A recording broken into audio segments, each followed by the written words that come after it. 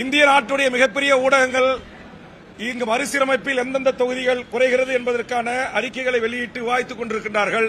நான் கேட்கிறேன், அரசியல் கட்சிகள் அரசியல் செய்கிறது என்றால் இந்திய நாட்டினுடைய பொதுத்தன்மையோடு இயங்கக்கூடிய பல்வேறு தேசிய ஊடகங்கள் பேசுபொருளாக மாற்றப்பட்டு விவாதிக்கப்பட்டிருக்கிறது. அப்ப அவர்கள் அரசியலுக்காக செய்கிறார்களா? நாட்டுடைய முன்னணி பத்திரிகை ஊடகங்களில் இதில் செய்தி வந்திருக்கிறது. அவர்கள் அரசியலுக்காக செய்கிறார்களா? இல்லை. இவர்கள் தான் அரசியலுக்காக 848 இருக்கைகள் கொண்ட நாடாளுமன்றத்தை அமைத்திருக்கிறார்கள்.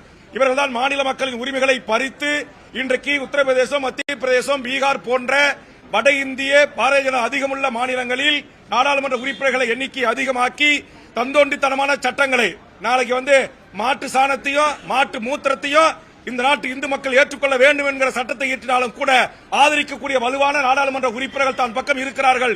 பெரும் எண்ணிக்கையில் தன் பக்கம் ஆதரவு இருக்கிறது என்கிற நிலையை உருவாக்குவதற்கான பட்டியலை வெளியிட்டிருக்கிறார்கள்.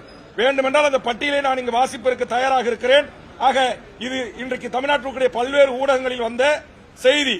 அந்த செய்தியில சொல்றாங்க, அதிகாரப்பூர்வமா சொல்றாங்க, தமிழ்நாட்டில் 39, 31 குறையும், 8 குறையுதுன்றாங்க.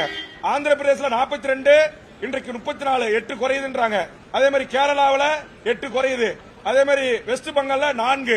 இது எல்லாம் அதிகாரப்பூர்வமாக இந்திய நாட்டில் இருக்கிற தேர்தல் ஆணையத்தால் இந்திய அரசால் அங்கீகரிக்கப்பட்டு நாடாளுமன்றத்திற்குள் எப்படி 4வது தூண் என்று அனுமதிக்கப்படுகின்ற பத்திரிகைகளில் வந்த செய்திகள்.